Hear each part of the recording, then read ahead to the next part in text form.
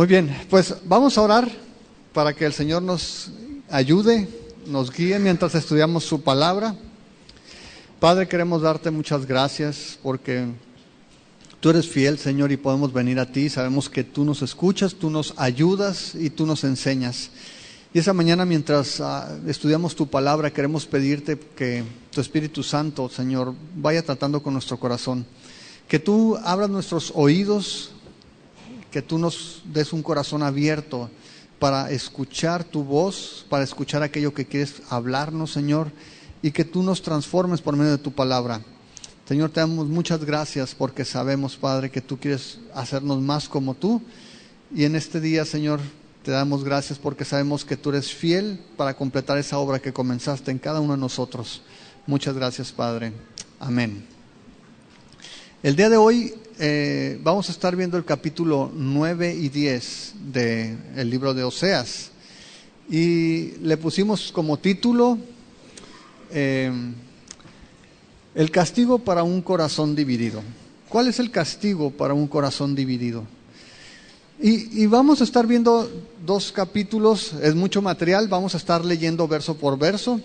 Y solamente recapitulando, si ustedes recuerdan, la semana pasada hablamos de los síntomas, hablamos de esas características de olvidar a Dios. Si tú recuerdas, en el capítulo 8 vimos en el verso 14 que Israel se olvidó de su Hacedor. El pueblo de Israel, que en el libro de Oseas está representado como una esposa infiel, como una esposa que se prostituye y abandona a su esposo, y decíamos que en el capítulo 8 lo encontramos como el Dios olvidado, y decíamos que había algunas características como esa autoridad extraviada. Vimos también que había consecuencias de no darle a Dios la autoridad que Él merece. Vimos que otro síntoma es la autonomía equivocada, cuando queremos vivir a nuestra manera, cuando pensamos que no necesitamos a Dios porque somos autónomos y podemos vivir según nuestras propias leyes. Y veíamos que otro síntoma es una adoración desviada. Y decíamos que si no estás adorando a Dios, vas a terminar adorando a alguien o algo más. Puede ser tú, puede ser tu carro, puede ser tu novia, puede ser tu casa, puede ser tu trabajo. Estamos hechos para adorar. Y si no estamos adorando a Dios, vamos a terminar adorando cualquier otra cosa. Y el último síntoma decíamos que es una falsa seguridad. Israel descansaba en su religión, descansaba en las alianzas que tenía con otras naciones y descansaba en el culto a Baal. Decía, Baal me ayuda con las cosechas, me provee de mi vino, del trigo, de todo lo que necesito. Y vimos cómo Dios al final le dice, ¿sabes qué? Estás descansando sobre una falsa seguridad, porque si no tienes a Dios, no tienes nada seguro. Dios es la única persona que no te va a fallar. Dios es el único que te puede dar seguridad en este mundo. Ni el dinero, ni tu trabajo, ni tus fuerzas, ni tus relaciones, ni tus palancas te pueden dar seguridad. Solamente Dios te puede dar seguridad. Y vemos entonces en el capítulo 9, si ya vimos los síntomas de olvidarse de Dios, vamos a ver el juicio o los juicios que acarrea olvidarse de Dios. Y comenzamos en el capítulo 9. Y vamos a ver el primer juicio que está o que podemos identificar del verso 1 al verso 9. Dice, no te alegres, oh Israel, hasta saltar de gozo como los pueblos, pues has fornicado apartándote de tu Dios. Amaste salario de ramera en todas las eras de trigo. Y el primer versículo comienza con toda la ternura, ¿no? O sea, dice, ¿sabes qué? No te estés alegrando, Israel. Y los estudiosos piensan que estas palabras del profeta vinieron en el tiempo de la cosecha, en el tiempo de fiesta. Y el profeta le está diciendo a Israel, ¿sabes qué? Contrario a las naciones, contrario al resto de las naciones que están contentas porque están levantando el fruto, tú no te alegres, le dice, tú no saltes de gozo como lo hacen otros pueblos. Y la razón por la cual está diciendo esto es porque le dice, has fornicado. Y hemos hablado que en Oseas todo el contexto es de una mujer infiel. Israel está representada por una mujer infiel. Y el Señor, por medio del profeta, le dice: te has apartado de tu Dios. Arriba le dice en el versículo 14, 8:14, le dice que se olvidó Israel de su Dios. Pero no solamente se olvidó de Él. Y decíamos que olvidar no es que no lo tienes en mente. ¿Qué es Dios? No sé qué es Dios, no, porque nunca lo he olvidado completamente. No, decíamos que olvidar a Dios significa ponerlo en un lugar inadecuado, en algún rincón. Como cuando se me olvidó el anillo el domingo pasado, ¿verdad? Ahora mi esposa me lo dio, me dijo: no te vayas sin anillo porque lo voy a vender. Y yo dije: me lo voy a poner porque sí lo vende. Entonces, olvidarse de Dios básicamente es ponerlo en algún lugar donde dices: Dios, ¿dónde lo dejé, no? ¿Dónde lo dejé?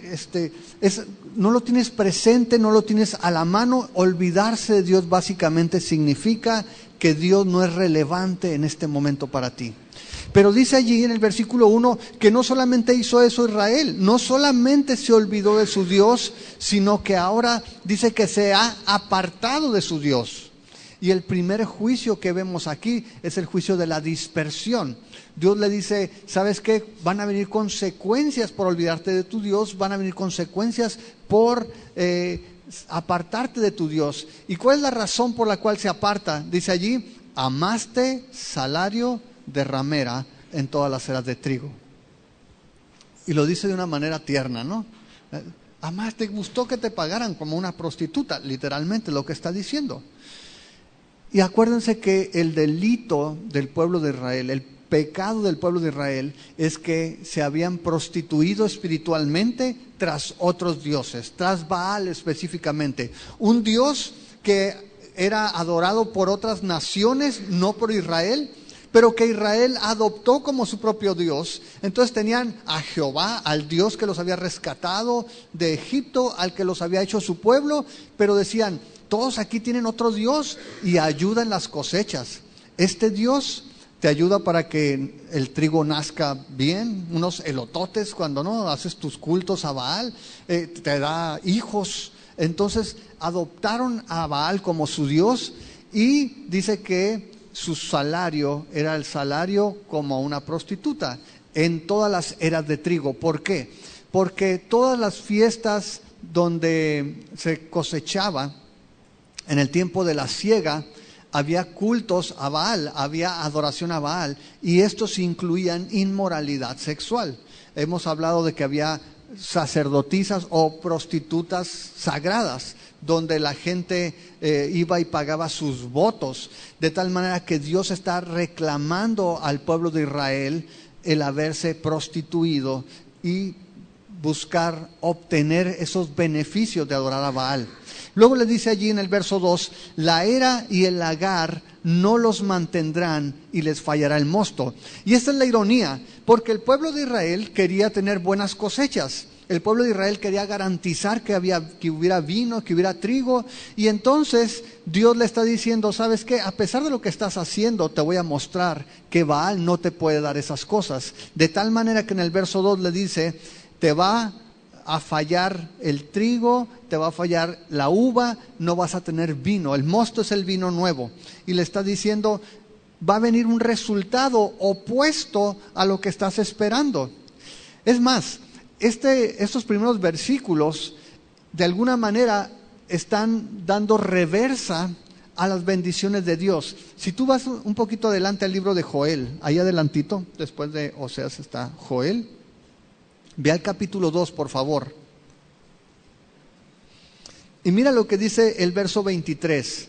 Ustedes también, hijos de Sión, alégrense y gócense en Jehová su Dios, porque les ha dado la primera lluvia a su tiempo y hará descender sobre ustedes lluvia temprana y tardía como al principio. Las eras se llenarán de trigo y los lagares rebosarán de vino y aceite. Esa era la bendición que Dios daba al pueblo de Israel. Y era la forma en que celebraban. Se alegraban y se gozaban porque decían: Dios nos ha bendecido. Pero ahora el profeta Oseas les dice en el verso 1: no te alegres. Acá Joel, el profeta Joel les dice: alégrate. Pero aquí Oseas le dice: no te alegres. En el verso 2 dice, la era y el lagar, dice, no los mantendrán y les fallará el mosto. Y Joel dice que el Señor va a hacer que abunde el trigo, que abunde el mosto y que abunde el aceite. De alguna manera, apartarse de Dios, haberse olvidado de Dios, estaba revirtiendo la bendición de Dios sobre su vida, y esa era la ironía, porque ellos querían asegurar su alimento, estar seguros de su provisión, buscando dioses ajenos, y Dios le dice, vas a obtener lo opuesto, no va a haber trigo, no va a haber vino, te va a faltar el alimento.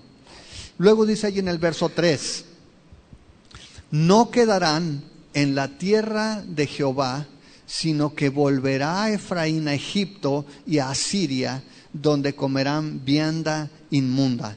Y este versículo es clave, porque Dios lo que le está diciendo es que no solamente no van a tener que comer, no solamente no va a haber trigo, no solamente no va a haber vino, sino que no se van a quedar a vivir en la tierra prometida. Ahora, si tú piensas bien, ¿cuál es la relación entre las cosechas y la tierra prometida? Dices, ¿por qué le está hablando de que no te goces, de que no va a haber vino? Y luego le dice, y no te vas a quedar en la tierra. Bueno, porque si tú te acuerdas y vas a Deuteronomio capítulo 28, hemos hablado de que Deuteronomio 28 es una promesa muy socorrida solamente en una parte, ¿no? La parte de la bendición. Pero si tú vas allá atrás, Deuteronomio 28 describe una serie de consecuencias precisamente de apartarse de Dios. Cuando tú no te mantienes obedeciendo a Dios, en Deuteronomio 28, en el versículo 38 comienza una serie de consecuencias. Dice el verso 38, sacarás mucha semilla al campo y recogerás poco, porque la langosta lo consumirá. Plantarás viñas y labrarás, pero no beberás vino, ni recogerás uvas, porque el gusano se las comerá. Tendrás olivos en todo tu territorio, mas no te ungirás con el aceite, porque tu aceituna se caerá. Hijos e hijas engendrarás, y no serán para ti, porque irán en cautiverio. Y eso es lo que Dios está diciendo a través de Oseas, cuando dice, no quedarán en tierra de Jehová, sino que volverá Efraín a Egipto y a Asiria, donde comerán vianda inmunda. Y piensa en esto, una de las cosas que vemos aquí como consecuencia es que aún recibiendo estas cosas, buscando el sustento, buscando el vino, buscando el trigo, dice que el gozo se aparta. Y no solamente eso, les dice, no vas a tener cosecha y tus hijos van a ser llevados cautivos. De hecho, en el versículo 3 dice que van a ir a Egipto y a Siria y van a comer vianda inmunda. Ahora, lo que Dios estaba diciendo otra vez, el juicio de la dispersión, es que esta nación que Dios había escogido como una nación especial, como una nación santa, se la iban a llevar cautiva a otro lugar. Cuando menciona Egipto, no es que literalmente se los iban a llevar a Egipto, sino que iban a regresar a esclavitud. ¿Se acuerdan cuánto tiempo pasó el pueblo de Israel como esclavo en Egipto? Más de 400 años, ¿no? Ahora Dios le dice, vas a regresar otra vez. Te olvidaste de mí, te apartaste de mí, no vas a tener vino, no vas a tener trigo, no te vas a gozar y además no vas a quedarte en la tierra prometida. Vas a regresar y vas a ser esclavo. Ahora, ¿no te ha pasado? ¿Nunca en algún momento de tu vida has experimentado eso? Estar lejos de Dios, donde no encuentras gozo, donde te sientes alejado, donde a pesar de que tienes algunas cosas, no te da gozo, no te puedes sustentar con lo que tienes. Dios le está diciendo a Israel, ¿sabes qué? Tú estabas buscando tener seguridad, pero te has apartado de mí y ni siquiera te vas a quedar en esta tierra. Dice en el versículo 4, en el verso 3 al final dice, van a comer vianda inmunda. El pueblo de Israel se había contaminado, se había prostituido, entonces Dios le dice, ahora te voy a llevar a una nación donde vas a comer comida inmunda. Acuérdense que los judíos tenían una dieta especial, no comían cualquier cosa. Entre ellas, por ejemplo, no comían carnitas, no comían puerco, no comían jamón. Dice, te vamos a llevar a una tierra y vas a comer comida inmunda. Ya que tú te contaminaste, vas a comer comida contaminada también. Y entonces dice el verso 4, no harán libaciones a Jehová, ni sus sacrificios les serán gratos, como pan de enlutados les serán a ellos, todos los que coman de él serán inmundos. Será pues el pan de ellos para sí mismos, ese pan no entrará en la casa de Jehová. Ok, las libaciones eran sacrificios. Cuando llevaban su sacrificio al altar, ponían por ejemplo la carne y luego tomaban harina, ponían aceite y luego la libación era, tomaban vino y lo derramaban sobre ese sacrificio. Entonces imagínate a qué olería, ¿no? Carne asada y luego un pastel y luego vino encima. El olor era olor grato. Dice, era un sacrificio de paz, una ofrenda que se hacían en las mañanas y en la tarde. Era algo continuo, llevaban sus libaciones. Y les dice el Señor, ¿sabes qué? Ahora porque te has apartado de mí, no vas a hacer libaciones. Y aquí hay dos posibilidades. Una, si no había vino, si no había uvas, si no había trigo, no tendrían con qué hacer esos sacrificios. Y número dos, todavía más extremo, si te llevaban deportado a Siria, ni siquiera ibas a tener altar, no podías hacer sacrificios. Y el Señor le está diciendo, no vas a tener nada con qué hacer tus libaciones, con qué hacer tus ofrendas de paz. Verso 5 dice, ¿qué van a hacer en el día de la solemnidad y en el día de la fiesta de Jehová? Porque he aquí se fueron ellos a causa de la destrucción. Egipto los recogerá, Memphis los enterrará, la ortiga conquistará lo deseable de su plata y espino crecerá en sus moradas. Ok, básicamente el Señor ya les había dicho, si ustedes se acuerdan en el capítulo 2, verso 11 de ahí de Oseas, que sus ceremonias, sus rituales eran en vano. Dice en el versículo 11, haré cesar todo su gozo, sus fiestas, sus nuevas lunas y sus días de reposo y todas sus festividades. Y haré talar sus vides y sus higueras, las cuales dijo, mis salarios son salario que me han dado mis amantes, y las reduciré a un matorral y las comerán las bestias del campo. Básicamente Dios le había dicho a través de Oseas al pueblo de Israel que de nada servían rituales vacíos. Y hemos hablado que una religión que se lleva porque te la enseñaron tus papás, o porque es una obligación, o porque si cumplo esto tengo paz o me hace sentir bien, a Dios no le interesa. Dios ya vimos que Él está interesado en tener una relación. Un poquito atrás, ahí en el capítulo 6, si tú te acuerdas de Oseas, capítulo 6, verso 6, el Señor dijo, lo que quiero es amor, misericordia quiero y no sacrificio, y conocimiento de Dios más que holocausto. Y decíamos que literalmente lo que Dios dice es, quiero una relación de amor contigo y una relación íntima de conocimiento. Eso es lo que quiero. No me importan los sacrificios, no me importan las ofrendas. De nada sirven si no van acompañadas de una relación genuina de amor, una relación personal con Dios. Y el Señor aquí les dice en el verso 5, ¿qué van a hacer ahora en sus fiestas? ¿Qué van a hacer cuando haya fiesta para el Señor? Ya no tienen para ofrecer vino, no tienen para ofrecer trigo, se han prostituido. Y les dice en el verso 6, ellos, el pueblo de Israel, buscando seguridad, iban con los países vecinos y le decían, vamos a hacer una alianza. Y dice, tú vas a ir a Egipto buscando seguridad, pero en realidad, dice, vas a terminar siendo tu tumba. Acudir a las naciones extranjeras en lugar de ayudarte va a terminar por matarte. Y es lo que les dice allí en el verso 6. Egipto los va a recoger. Memphis, que era una región de Egipto, los va a enterrar. Y lo que te queda de tu plata va a ser arruinado. Les dice allí que va a estar espinos creciendo en sus moradas y la ortiga va a conquistar su plata. Y la idea básicamente es esta. Sus lugares de habitación van a ser desolados. Y si tú recuerdas, por ejemplo, en el libro de Génesis, cuando Dios maldijo la tierra, ¿qué es lo que dijo que iba a brotar de la tierra? Cardos, abrojos, espinos, y es lo que está diciendo, como fruto de la maldición, en el lugar donde habitabas, en tus riquezas, van a crecer espinos, van a crecer ortigas, van a crecer espinos. Dios le está diciendo a Israel, ¿sabes qué? te has apartado de Dios y todos tus esfuerzos van a terminar mal. Todo lo que estás intentando hacer va a terminar destruyéndote, porque en lugar de ir y buscar al Señor, están buscando solución en otro lado. Y ahora, no somos así muchas veces.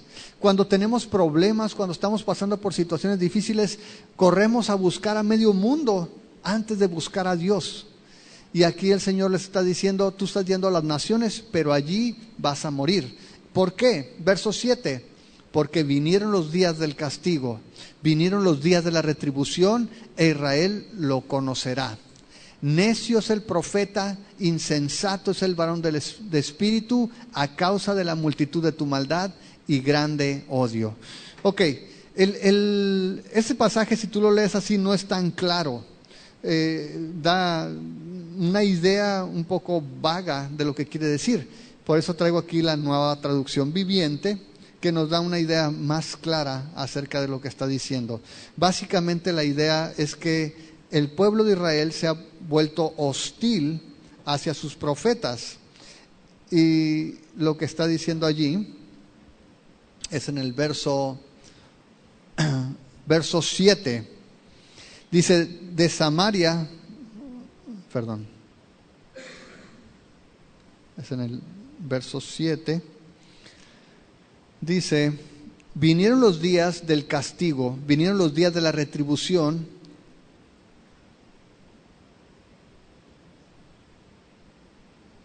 Ahora sí.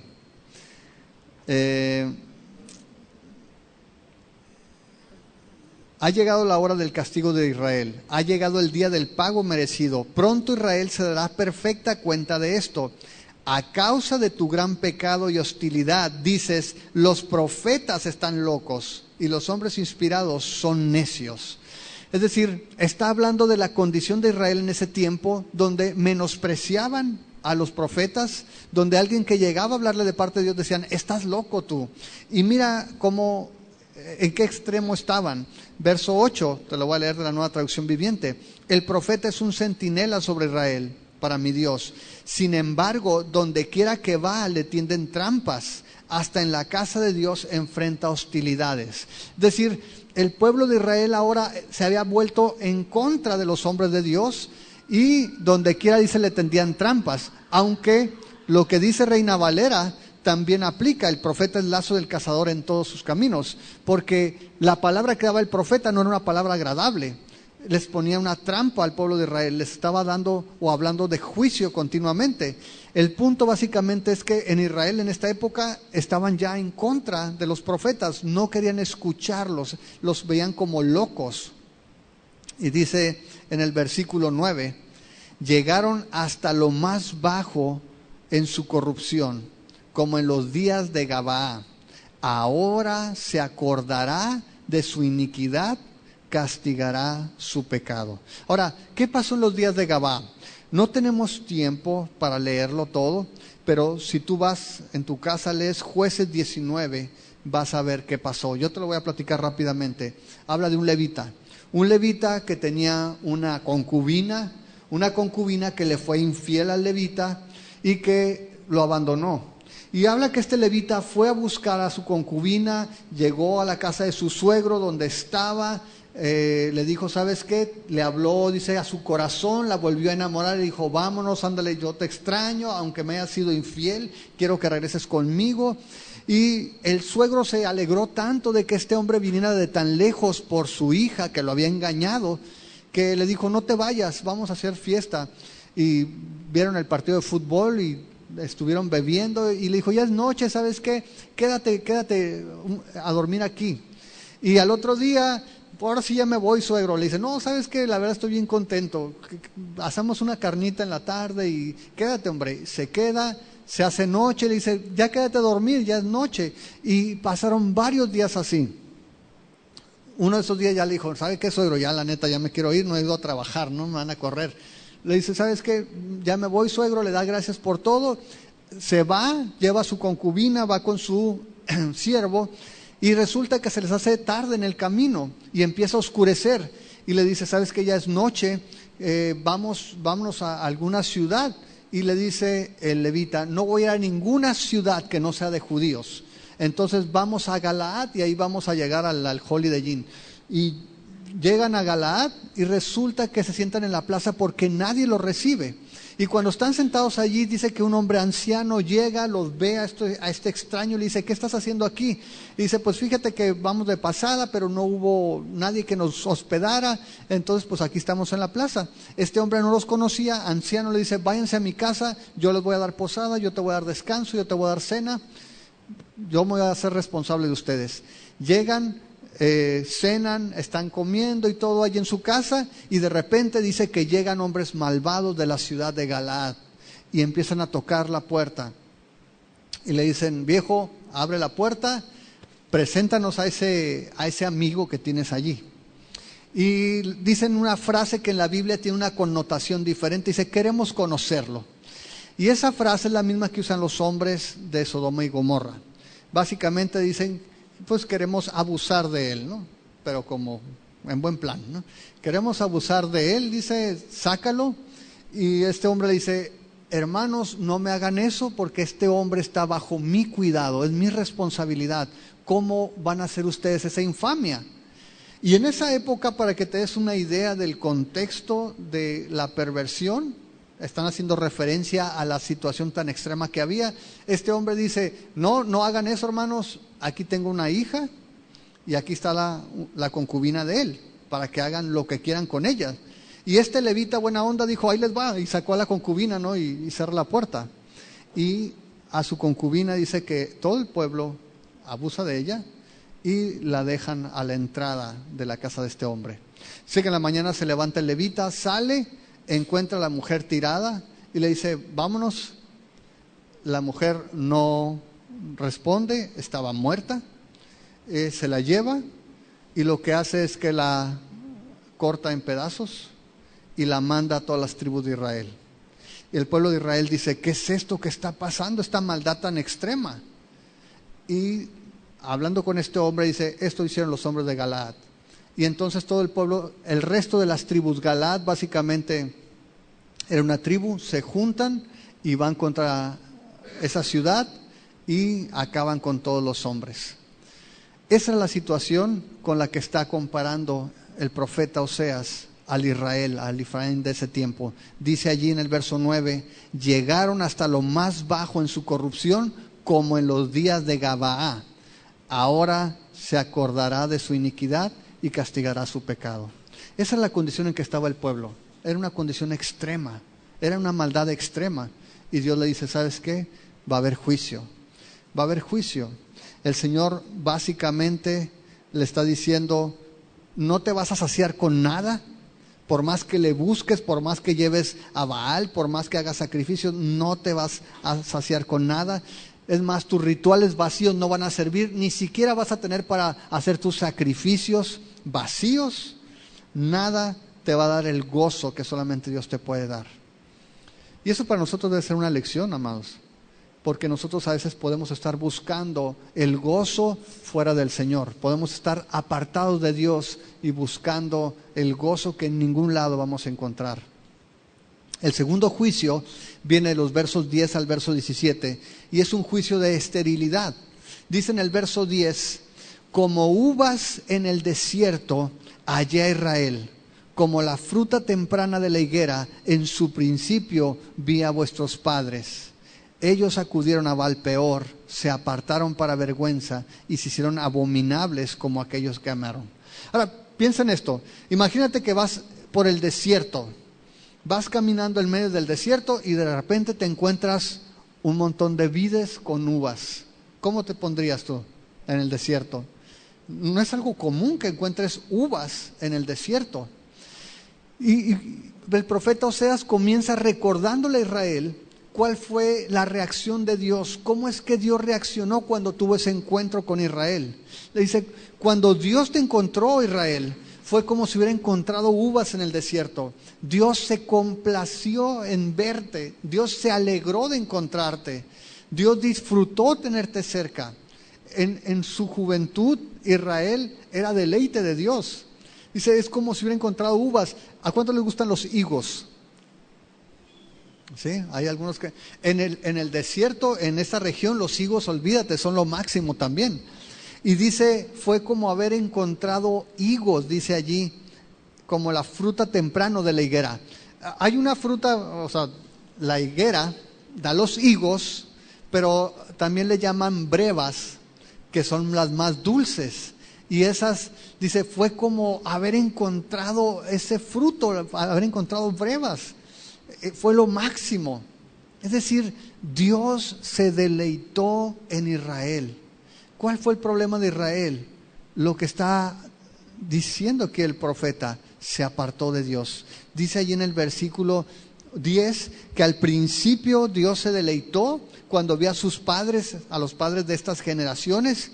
El problema, dice, es que ellos acudieron a Baal peor. Ellos fueron tras otros dioses. Y como vemos entonces, en realidad no ha cambiado mucho Israel, porque seguía haciendo lo mismo que hizo al principio, cuando se apartó de su Dios. Cuando le dice aquí, se apartó tras Baal peor. Si tú vas al libro de Números, en el capítulo 25, nos cuenta esta historia, pero desde una perspectiva más antigua, vamos a decir, al principio. Números 25 nos cuenta la historia de cómo Israel se desvía tras Baal peor. Dice en el versículo 1, moraba Israel en Sittim y el pueblo empezó a fornicar con las hijas de Moab. Es decir, Dios todavía no los llevaba a la tierra prometida y el pueblo de Israel ya estaba fornicando con otros dioses. Estas hijas de Moab se asume que eran adoradoras de Baal. Y entonces el pueblo de Israel empezó a cometer actos de inmoralidad con ellas. Dice el versículo 2, las cuales invitaban al pueblo a los sacrificios de sus dioses. Y el pueblo comió y se inclinó a sus dioses. Así acudió el pueblo a Baal peor y el furor de Jehová se encendió contra Israel. Fíjate, Dios los acaba de rescatar de 430 años de esclavitud. Y cuando los lleva por el desierto, cuando les dice, te llevo a la tierra prometida, te voy a dar una tierra para que seas libre, para que disfrutes de todo. ¿Y qué es lo que pasa? Se atraviesan las hijas de Baal, o las hijas de Moab, que adoraban a Baal. Y lo primero que hacen, dice, es que se van tras ellas y tras sus dioses. Todavía no entraban a la tierra prometida. Otra vez, Israel no había cambiado mucho. Era el mismo que había ido tras Baal peor, era el mismo que había cometido esas atrocidades en Galaad y era el mismo que se había apartado de Dios en el tiempo de Oseas. Era la misma actitud. Y sin embargo, si tú lees allí, te vas a dar cuenta que hubo un héroe, Finés. Dios trajo juicio, léelo en tu casa, número 25, Dios trajo juicio sobre la nación de Israel y este hombre, Finés, dice que va y están uno de los hijos de Israel con una mujer de Moab, están infraganti, los toma y dice que los atraviesa con una espada, con una lanza, perdón. Y entonces se detiene el juicio. Y ese tipo de medidas extremas es el que se necesita en nuestras vidas también. No digo que vayas a matar a nadie con una lanza, me refiero a que las tentaciones, la vida cristiana necesita medidas radicales. Para poder agradar a Dios se requieren medidas drásticas. Y en este sentido, el pueblo de Israel necesitaba medidas drásticas. Y Dios aquí, si regresas a Oseas, le está diciendo que eso fue lo que sucedió. Ellos acudieron a Baal peor, se apartaron para vergüenza y se hicieron abominables como aquello que amaron, es decir, como su Dios. Se hicieron tan asquerosos, tan repugnantes, tan repulsivos a Dios como el Dios al que adoraban. A los ojos de Dios así los veía, dice, como aquello a que amaron. Ahora dice el verso 11, la gloria de Efraín volará cual ave, de modo que no habrá nacimientos, ni embarazos, ni concepciones. Ahora, ¿cuál era la gloria de Efraín? Básicamente es el Señor. La gloria de Israel era Dios, Dios era su gloria y Dios está diciendo, como tú te apartaste, como tú te alejaste, entonces yo me voy a alejar de ti. yo te voy a dejar. ¿Y sabes qué va a pasar? Y otra vez la ironía. Al principio ellos dicen que buscaban su trigo, su grano, su aceite, y Dios le dijo, todo eso te va a faltar porque te has ido tras Baal peor. Y ahora que también iban tras la fertilidad, tras la fecundidad en su familia, Dios le dice, tu gloria se va a ir, o sea, yo, Dios, me voy a apartar y te vas a dar cuenta que yo soy el que te da los hijos. Te vas a dar cuenta que yo soy el que te hace fecundo, no Baal. Nuevamente esa contradicción, esa ironía, buscando ser fructíferos, se están volviendo estériles. ¿Por qué? Porque se han apartado de Dios. Y eso es nuevamente curioso. Si tú vas incluso en los Salmos, vamos al Salmo 106, por favor. Y te vas al versículo 28. Salmo 106, verso 28 dice, se unieron a sí mismo a Baal peor y comieron los sacrificios de los muertos. Provocaron la ira de Dios con sus obras y se desarrolló la mortandad entre ellos. Entonces se levantó Finés e hizo juicio y se detuvo la plaga y le fue contado por justicia de generación en generación para siempre. ¿Te fijas?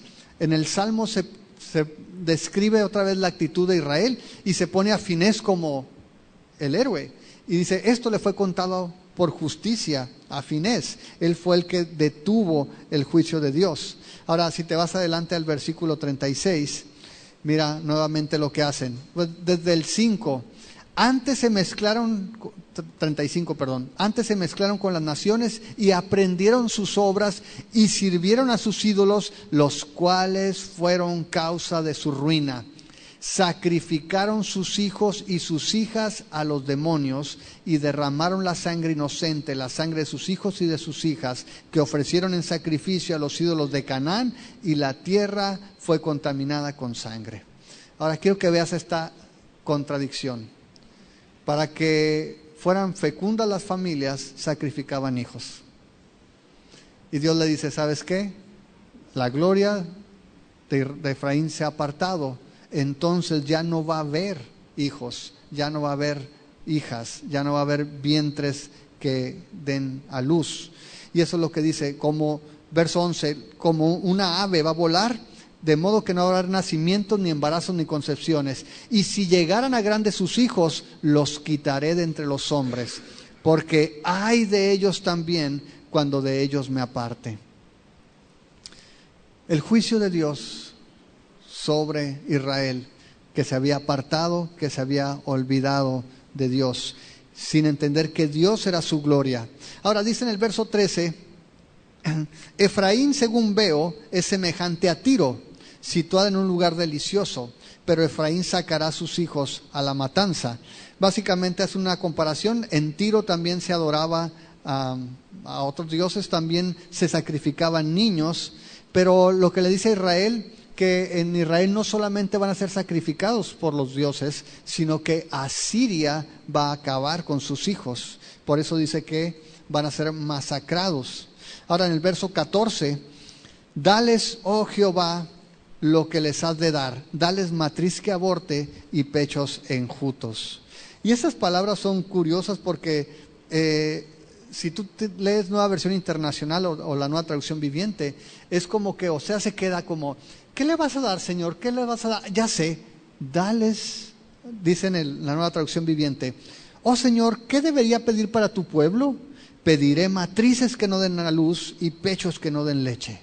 Eso es lo que va a pedir, dice Oseas. ¿Para qué van a traer niños a esta cochinada de nación? ¿Para qué van a traer niños para sacrificarlos a los ídolos? Que no vengan hijos que no puedan amamantar a sus crías.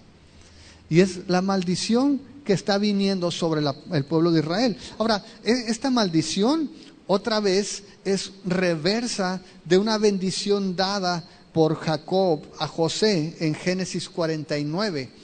Si tú vas a Génesis 49, 45, cuando ora Jacob por sus hijos, ora por José, para que sea fructífero. 49, verso 25. Si ves un poquito adelante, en el verso 22, dice: rama fructífera es José, rama fructífera junto a una fuente cuyos vástagos se extienden sobre el muro. Pero si tú lees el 25, dice: por el Dios de tu Padre, el cual te ayudará, por el Dios omnipotente, el cual te bendecirá, con bendiciones de los cielos de arriba, con bendiciones del abismo que está abajo, con bendiciones de los pechos y del vientre. Y Oseas dice: ¿sabes qué? Que haya maldición en el vientre, que no puedan dar hijos, y que tengan pechos enjutos, secos, que no puedan dar leche. Dando reverso otra vez: apartarte de Dios quita la bendición de Dios, es lo que está diciendo allí. Te apartas de Dios, van a venir reversa esas bendiciones. Y entonces vemos cómo Oseas está orando y dice: Señor, dales esto como pago. Del 15 al 17 vemos cómo es desechada la nación. Dice el 15: toda la maldad de ellos fue en Gilgal. Ahí era un centro de adoración, lo hemos mencionado antes. Allí pues les tomé aversión, es decir, los aborrecí. Por la perversidad de sus obras los echaré de mi casa, no los amaré más. Todos sus príncipes son desleales. Efraín fue herido, su raíz está seca, no dará más fruto. Aunque engendren, yo mataré lo deseable de su vientre. Mi Dios los desechará, porque ellos no le oyeron, y andarán errantes entre las naciones. Y lo que está diciendo es: Efraín, aunque haga lo que haga, no va a dar fruto. ¿Por qué? Porque la raíz está seca, está enferma. La raíz no se ve, pero si la raíz está mal, el árbol no puede estar saludable. Y lo que está diciendo, y cuenta esto: 8:14, se olvidó Israel de su hacedor. 9:1, ha fornicado apartándote de tu Dios. 9:15, no le oyeron, por lo tanto andarán errantes entre las naciones. ¿Te fijas? No solamente se habían olvidado de su Dios, sino que se apartaron de Él y no lo escucharon. Las consecuencias: vimos la dispersión, serían llevados a otra nación. Número 2, serían un pueblo estéril, su trabajo no daría fruto. Como nación serían borrados, incluso las familias serían destruidas. Es una palabra fuerte, pero si tú te fijas allí, cómo comenzó esta porción, comienza con estas palabras en el versículo 10: como uvas en el desierto halla Israel, como fruta temprana de la higuera en su principio vio a sus padres. Dios los tomó con un propósito en mente. ¿Estamos de acuerdo? Dios los vio como algo hermoso. El problema no fue Dios, el problema fue que ellos se apartaron de Dios. Y a nosotros también, a ti y a mí, Dios nos ha llamado para Él. Dios nos llamó con un propósito y Dios nos ve hermosos también. De hecho, en Isaías 43, verso 7 dice: para gloria mía los he llamado. Es decir, tu vida y mi vida existen con un propósito, y es que Dios se ha glorificado en nosotros. Tú y yo no nacemos como un accidente de la naturaleza, no nacemos como un accidente cósmico. Dios nos ha llamado, nos ha formado, porque ha puesto un propósito en nosotros. Ahora, el propósito no somos nosotros mismos. Es decir, mucha gente piensa que el hombre es el centro del universo, pero no es así. Este pasaje dice: para gloria mía, dice Dios. Tú y yo hemos sido formados para honrar a Dios, para dar gloria a Dios, porque Él es el Rey, porque Él es el soberano. Pero si tú te fijas en todo este pasaje, dice que Israel, siendo esa vid en el desierto, siendo esa higuera, no pudo fructificar porque estaba separada de Dios. Y es lo que Jesús enseña en Juan 15.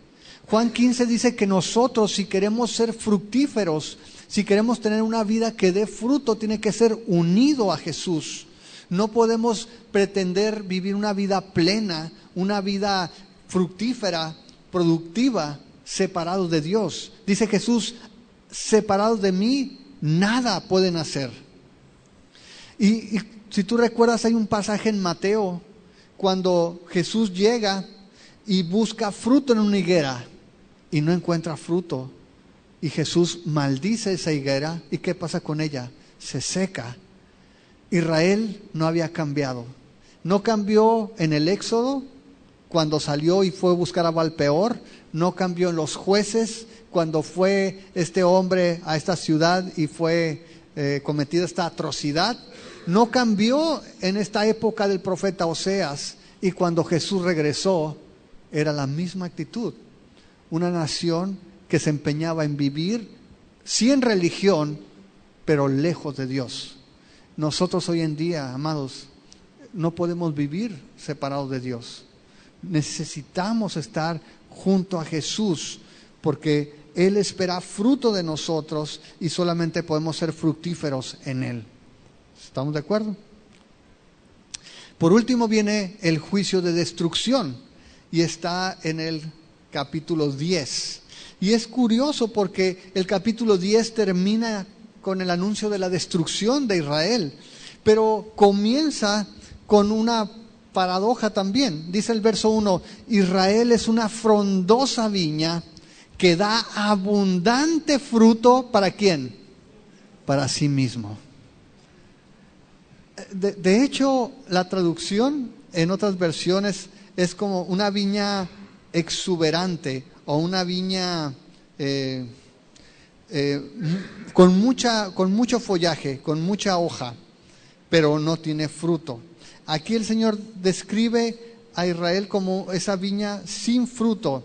Dice en el versículo, en Nueva Traducción Viviente, versículo 1 dice, qué próspero es Israel, una vid frondosa, llena de uvas, pero mientras más enriquece la gente, más altares paganos construye. Es decir, Israel en esta época había disfrutado de prosperidad, había tenido sus buenas épocas, pero el Señor la veía como una vid con mucha hoja, pero sin fruto. Había aprovechado todo ese terreno y había chupado todos los nutrientes de la tierra y se había nutrido como planta y tenía hojas y ramas por todos lados, pero no había uvas. ¿Se han fijado en los viñedos? ¿Qué pasa cuando se termina la temporada de pizca, de que quitan la uva? ¿Han visto?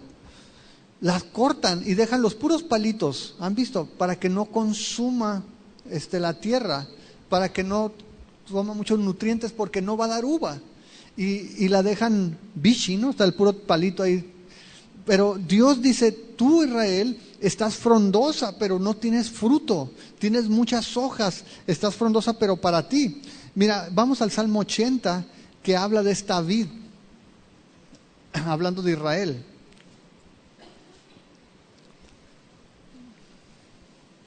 Y el Salmo 80 menciona en el versículo 8, hiciste venir una vid de Egipto, echaste las naciones y la plantaste, limpiaste sitio delante de ella e hiciste arraigar sus raíces y llenó la tierra. Los montes fueron cubiertos de su sombra y con sus sarmientos los cedros de Dios. Extendió sus vástagos hasta el mar y hasta el río sus renuevos. ¿Por qué aportillaste sus vallados y la vendimian todos los que pasan por el camino? La destroza el puerco montés y la bestia del campo la devora. Oh Dios de los ejércitos, vuelve ahora. Mira desde el cielo y considera y visita esta viña, la planta que plantó tu diestra y el renuevo que para ti afirmaste. Quemada a fuego está, asolada. Perezcan por la reprensión de tu rostro, sea tu mano sobre el varón de tu diestra, sobre el hijo de hombre que para ti afirmaste. Así no nos apartaremos de ti. Vida nos darás e invocaremos tu nombre. Oh Jehová, Dios de los ejércitos, restáuranos, a resplandecer tu rostro y seremos salvos. Está hablando de Israel, la viña que Dios tomó de Egipto, la llevó a esa tierra, la plantó, quitó a las naciones, le puso cerco, pero que en un momento dado dejó sola. Y aquí es Dios el que está preguntando acerca de esta viña, porque había invertido mucho en ella. Dice el versículo 1, Ahora cantaré por mi amado el cantar de mi amado a su viña. Tenía mi amado una viña en una ladera fértil. La había cercado y despedregado y plantado de vides escogidas. Había edificado en medio de ella una torre y hecho también en ella un lagar. Y esperaba que diera uvas, y dio uvas amargas. Ahora pues, vecinos de Jerusalén y varones de Judá, juzguen ahora entre mí y mi viña. ¿Qué más se podía hacer a mi viña que yo no haya hecho en ella? ¿Cómo esperando yo que diera uvas ha dado uvas silvestres? Les mostraré pues ahora lo que haré yo a mi viña. Le quitaré su vallado y será consumida, aportillaré su cerca y será aullada. Haré que quede desierta, no será podada ni cavada, y crecerán el cardo y los espinos, y aun a las nubes mandaré que no derramen lluvia sobre ella. Ciertamente la viña de Jehová de los ejércitos es la casa de Israel, y los hombres de Judá planta deliciosa suya. Esperaba juicio, y aquí vileza, justicia, y aquí clamor. Y Dios otra vez dice, ¿sabes qué? Yo esta viña le he cuidado, pero en lugar de dar fruto de uva dulce, dio uvas amargas. En lugar de justicia, está dando iniquidad. Y esta es la idea que está retomando Oseas aquí. Y fíjate qué consistente es la palabra de Dios. Es decir, los salmos, Isaías y el profeta Oseas hablando de la misma actitud en el pueblo de Israel. Dios aquí está diciendo que Israel no está produciendo el fruto que se esperaba de ella. Así como la higuera, y también si recuerdas en Lucas 13, verso 7, tú lo ves por allí, el Señor dijo que había una historia de una higuera que no daba fruto, y dijo, ¿sabes qué? La voy a cortar. ¿Para qué voy a tener ocupando espacio, aprovechando la tierra si no da fruto? Dios estaba hablando de Israel. Y dice allí en el verso 1, dice, conforme a la abundancia de su fruto multiplicó también los altares. Es decir, mientras más se engrandeció Israel, en lugar de volverse a Dios, más altares paganos proliferaban en la nación. Es lo que está diciendo. Mientras más prosperabas, también prosperaba la religión pagana. Dice, conforme a la bondad de su tierra, aumentaron sus ídolos. Y mira, el verso 2, esta es la clave de todo lo que estamos hablando. Verso 2 dice, está dividido su corazón. Ahora serán hallados culpables. Jehová demolerá sus altares, destruirá sus ídolos. Y si hay algo que podemos ver en la Biblia, es que Dios aborrece compartir el corazón con alguien más. Dios odia las mezclas. ¿Se acuerdan en Apocalipsis lo que le dice a la iglesia de la Odisea? No eres ni frío ni caliente, eres tibio, y eso me provoca náuseas. Te voy a vomitar de mi boca. ¿Se acuerdan lo que dijo acerca de Efraín? El profeta Oseas dijo, es una torta que se ha mezclado, harina mezclada, y está cruda por un lado y cocida por el otro. No sirve. Y el Señor, cuando habla del rey Salomón, dice que cuando Salomón era viejo, las muchas mujeres que hicieron con su corazón, dice que inclinaron su corazón a los dioses. La palabra literalmente es que su corazón estaba a medias. Y el Señor le dice al pueblo de Israel, ¿sabes qué? El problema que tiene Israel es que su corazón está dividido. Es decir, no habían dejado a Jehová, no habían aborrecido a Dios completamente, seguían siendo, según ellos, ortodoxos. Y hacemos nuestro sacrificio por la mañana y hacemos nuestras libaciones también por la tarde, llevamos las ofrendas de expiación, llevamos los sacrificios para el perdón de pecados, seguían guardando las fiestas, pero también servían a Baal y hacían los sacrificios para Baal y sacrificaban a sus hijos y adulteraban con las prostitutas de Baal. Y Dios le dice, ¿sabes qué? Su corazón está dividido. No dejas a Dios, pero tampoco dejas a los ídolos. Y ¿saben? ¿Recuerdan lo que pasó con Elías y los profetas de Baal? Elías le dice al pueblo, a ver, ¿hasta cuándo van a andar en dos aguas, en dos pensamientos? Si Jehová es Dios, sírvanle a Él. Si Baal es Dios, sírvanlo a Él. Ya déjense de cosas, no anden a medias. Y muchas veces nosotros inconscientemente podemos pasar por esto, tener un corazón dividido, un corazón que canta a Dios, un corazón que ora a Dios, pero un corazón que corre a sus ídolos, sea el trabajo, sean tus relaciones, sean tus bienes, sea tu propia persona. Y esas cosas, dice, cuando tienes un corazón dividido, no te permiten que seas fructífero, no te permiten que Dios cumpla el propósito en ti. Necesitamos ser otra vez drásticos, extremos en nuestros afectos. Dios lo que quiere, dice que Él quiere conocimiento de Dios, quiere una relación, y Dios quiere misericordia, quiere amor leal. Un corazón dividido no es leal a ninguno de los dos. Y Jesús dijo que no se puede servir a dos señores, porque amas a uno y aborreces al otro. Aquí el Señor va a la causa de todo su problema. Le dice, ¿sabes qué? Tu problema es que tu corazón está dividido. Sigues adorando a Dios, pero sigues adorando a Baal. Y no puedes hacerlo así. ¿Qué es lo que va a hacer Dios? Dice allí, en el verso 2, ahora serán hallados culpables, Jehová demolerá sus altares, destruirá sus ídolos. Y sabe, Dios lo hace. Cuando amamos algo más que a Dios, tarde o temprano va a ser sacudido, porque Dios no quiere un pedazo de tu corazón. Dios no quiere un rinconcito en tu corazón. Dios quiere todo de ti. Dios te quiere completo. No quiere una parte. No quiere, en mi calendario semanal, el domingo te pertenece, es el día del Señor. La semana es mía. Dios quiere todo de nosotros. Dios quiere todo de nosotros. De hecho, en el verso 3 dice, seguramente dirán ahora, no tenemos rey porque no temimos a Jehová. ¿Y qué haría el rey por nosotros? Y en realidad estas palabras es sarcasmo de parte del pueblo. Dice, ¿qué? Dios nos está castigando, por eso no tenemos rey. ¿Y qué cambiaría aunque tuviéramos un rey? ¿Qué? Acuérdense que vimos en el capítulo 7, cómo Israel se había sacudido a Dios y ellos escogían sus reyes. Y dice que Dios nos está castigando, por eso no tenemos rey. ¿Y qué tiene si tuviéramos un rey? ¿De qué nos servirían? No es que se hayan arrepentido.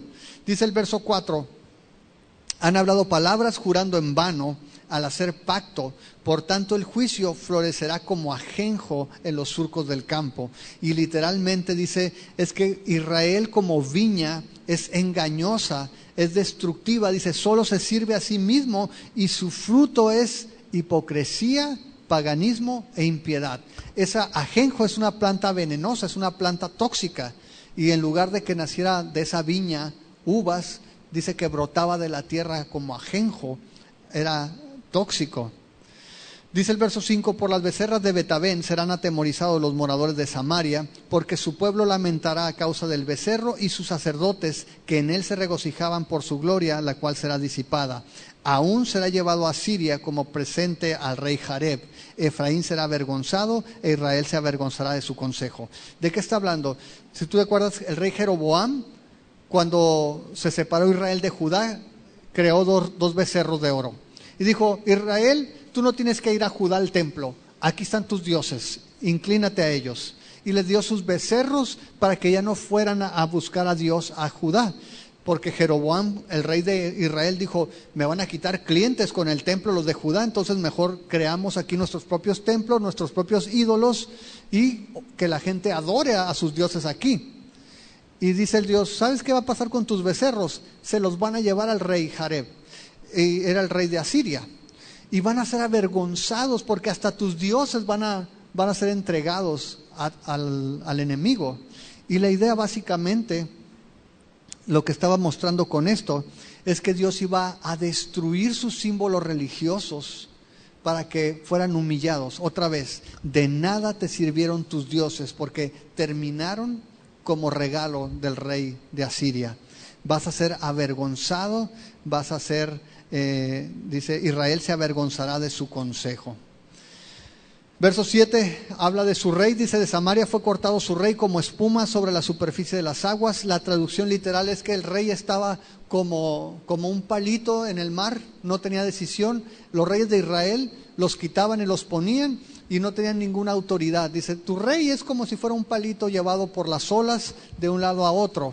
Y dice el verso 8: y los lugares altos de Betabén serán destruidos. El pecado de Israel crecerá sobre sus altares, dice, espino y cardo, y dirán a los montes: cúbrenos, y los collados caigan sobre nosotros.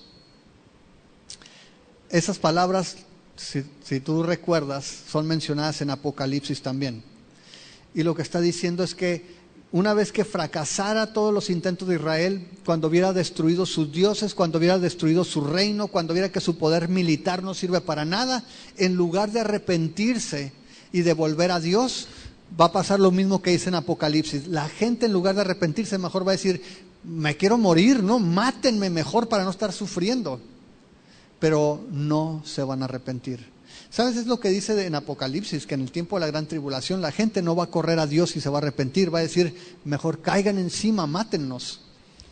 Y esa es la actitud de la gente de Israel. Dice: todos tus lugares van a ser destruidos, todos tus símbolos religiosos van a caer, van a ser cubiertos por espinos y cardos, y van a decir a los montes: cúbranos y caigan sobre nosotros. Primero muerto que arrepentido, ¿no? Básicamente. Verso 9 dice: desde los días de Gabaa has pecado, oh Israel. Allí estuvieron, no los tomó la batalla de Gabaa contra los inicuos. Y los castigaré cuando lo desee, y pueblos se juntarán sobre ellos cuando sean atados por su doble crimen. Ok. Israel básicamente lo que está diciendo es: no han mejorado desde los tiempos de Gabaa. Sigues confiando en la violencia, así como el pueblo de Gabaa, cuando se juntaron contra él, le dijeron: ¿qué hicieron? Dice: no, pues ¿qué quieres? ¿Quieres un tiro? Pues órale. Y la gente de Gabaa se organizó para pelear contra todo Israel. Y tuvieron que acabar con ellos. Pero eran fieras, eran violentos. Y dice el profeta que Israel sigue siendo como en ese tiempo. Sigue siendo violento, sigue confiando en su poderío militar, sigue confiando en la violencia y sigue siendo perverso, no se ha arrepentido. Por eso le dice en el verso 10: yo te voy a castigar, pero en lugar de que se junten las naciones, las tribus de Israel para pelear contigo, van a ser naciones extranjeras que van a venir y van a acabar contigo. Y por último, en el verso 11, dice el verso 11: Efraín es novilla domada que le gusta trillar. Mas yo pasaré sobre su lozana cerviz, haré llevar yugo a Efraín, arará Judá, quebrará sus terrones Jacob. Siembren para ustedes en justicia, sieguen para ustedes en misericordia, hagan para ustedes barbecho, porque es el tiempo de buscar a Jehová, hasta que Él venga y les enseñe justicia. Y lo que dice aquí es que Israel era como una vaca, una becerra domada. Y dice allí que le gustaba, ¿qué es lo que le gustaba allí? Dice: le gustaba trillar. Y la trilla era el trabajo más ligero para los animales. Si ibas a arar la tierra, le ponías un arado pesado y tenías que llevar volteando la tierra, y tierra seca, tierra dura. Entonces el animal trabajaba con ganas. Pero para trillar te ponían algo más ligero. De hecho, era nada más darle la vuelta a una piedra para moler, o dice que incluso la soltaban y caminaban sobre la semilla, sobre el grano, y no les ponían bozal. ¿Se acuerdan eso de no pondrás bozal al buey que trilla? De tal manera que mientras iba chambeando, iba papeando, ¿no? Se paraba y comía y luego seguía caminando. Y disfrutaba Israel eso. Y es básicamente, dice: cuando empezaste, Israel, te gozabas en mi propósito, en el plan que yo tenía para ti. Te la pasabas bomba, ibas trabajando, pero ibas prosperando, ibas engordando, comías mientras trabajabas, ¿no?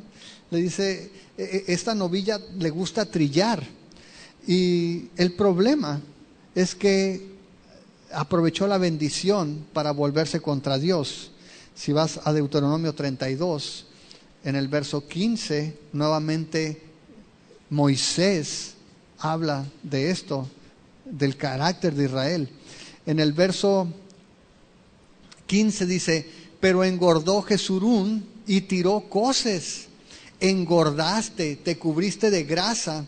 Entonces abandonó al Dios que lo hizo y menospreció la roca de su salvación. Le despertaron a celo con los dioses ajenos, lo provocaron a ira con abominaciones. Sacrificaron a los demonios y no a Dios, a dioses que no habían conocido, a nuevos dioses venidos de cerca, que no habían temido vuestros padres. De la roca que te creó te olvidaste, te has olvidado de Dios tu Creador. Y lo vio Jehová y se encendió en ira por el menosprecio de sus hijos y de sus hijas, y dijo: esconderé de ellos mi rostro, veré cuál será su fin, porque son una generación perversa, hijos infieles. Ellos me movieron a celos con lo que no es Dios, me provocaron a ira con sus ídolos. Yo también los moveré a celos con un pueblo que no es pueblo, los provocaré a ira con una nación insensata. Es lo que pasó. En el principio Israel disfrutó esta relación con Dios, disfrutó el propósito de Dios, engordó, pero ahora sí que engordó y empezó a patear el pesebre, ¿no? Dijo: me voy a rebelar, ya estoy satisfecho. Y Dios dice entonces en el versículo 11 que a esta becerra que no había usado bozal, esta becerra que no había usado yugo, entonces dice: haré llevar yugo a Efraín. Voy a agarrar este lomo que no ha sido disciplinado y le voy a poner yugo, y va a empezar a chambear y va a pasar aflicciones y va a saber lo que es el sufrimiento, para que entonces se arrepienta. Y dice: haré llevar yugo a Efraín, que es Israel. Va a arar Judá, que era su hermano del sur, el reino de Judá, que también iba a padecer con los babilonios. Y dice: quebrará sus terrones Jacob.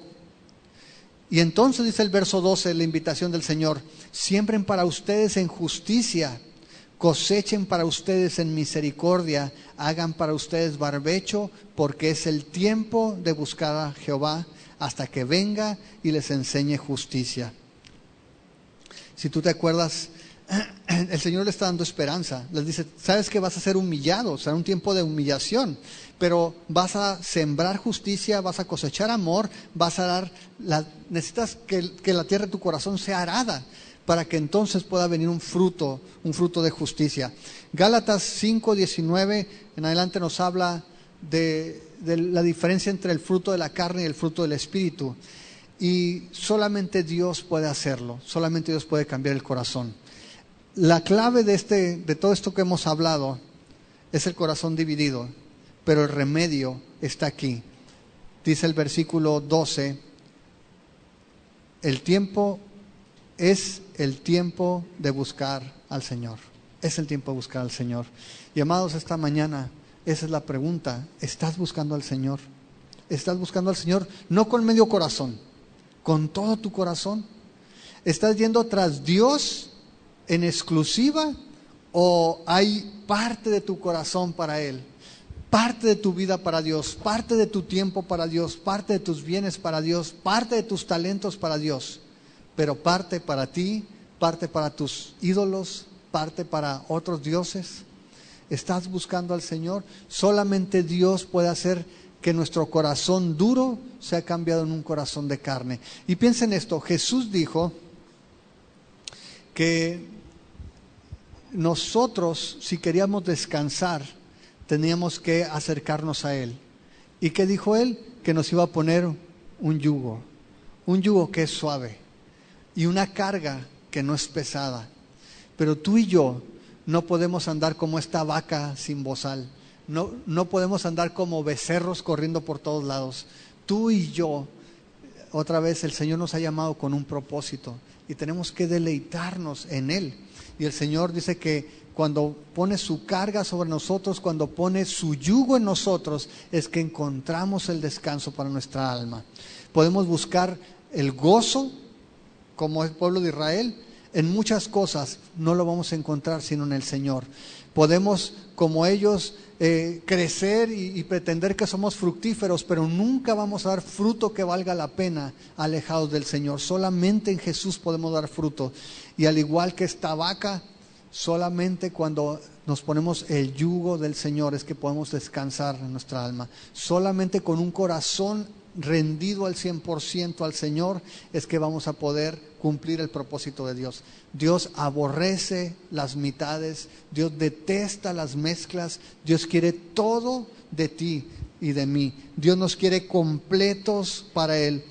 Y cuando ofrecemos solamente una parte de nosotros, es un insulto para aquel que se dio todo, se dio a sí mismo por nosotros.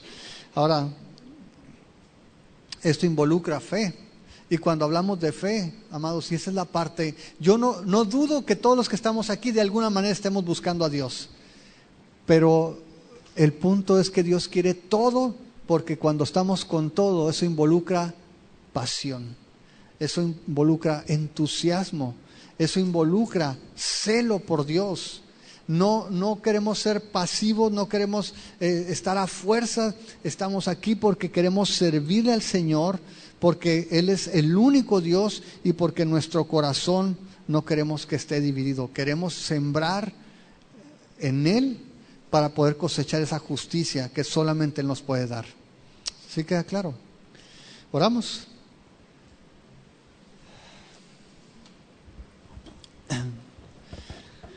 Señor, esta mañana queremos pedirte que examines cada corazón, Señor, que está aquí. Señor, entendemos que tú no quieres parte de nosotros. Tú no quieres solamente algunos días de la semana. Tú no quieres algunas áreas de nuestro corazón. Tú no quieres solamente, Señor, algún tiempo de nuestra vida. Tú nos quieres completos, Señor, nos quieres al 100%. Tú quieres todo de nosotros, Señor. Padre, y si somos sinceros, probablemente nos vamos a dar cuenta de que no te estamos dando todo, Señor. Frecuentemente reservamos algunos aspectos de nuestra vida. Frecuentemente, Señor, reservamos algunas actividades, algunos deseos, algunos anhelos personales. Señor, y no te damos todo lo que tú nos demandas. Señor, no queremos ser como Israel. No queremos buscar el sustento, la saciedad y el gozo en otras cosas que no seas tú. Porque no lo vamos a encontrar, Señor. Porque por más que busquemos saciarnos en el mundo, en el trabajo, en las relaciones, tarde o temprano el gozo nos vamos a dar cuenta que no está allí. Señor, aún en la religión no trae el gozo que solo tú puedes darnos. Señor, no queremos ser una planta que no da fruto. Tu palabra dice que por sus frutos son conocidos los que son justos. Señor, y no queremos vivir una vida estéril. Una vida, Señor, donde no haya nada que valga la pena para la eternidad. Queremos producir fruto que permanece, Señor. Fruto que permanece más allá de esta vida. Cuando tú nos llames a dar cuentas, que podamos llevar fruto, Señor, en nuestra cuenta. Señor, y sabemos que separados de ti nada podemos hacer. No queremos vivir una vida que al final de nuestros días volteemos y veamos que no hay nada, que no se ha producido nada, que todo lo que vivimos fue solamente algo egoísta. Señor, queremos vivir para ti, queremos vivir para servirte a ti, para honrarte a ti. Señor, para que haya cosas que valen la pena cuando dejemos este mundo. Tú nos has llamado con ese propósito. Señor, queremos tener un corazón solo para ti y poder sembrar en justicia y cosechar, Señor, en amor para ti. Y sabemos que solamente por medio de Jesús podemos hacerlo. Acércanos a Jesús, Señor. Acércanos más cada día.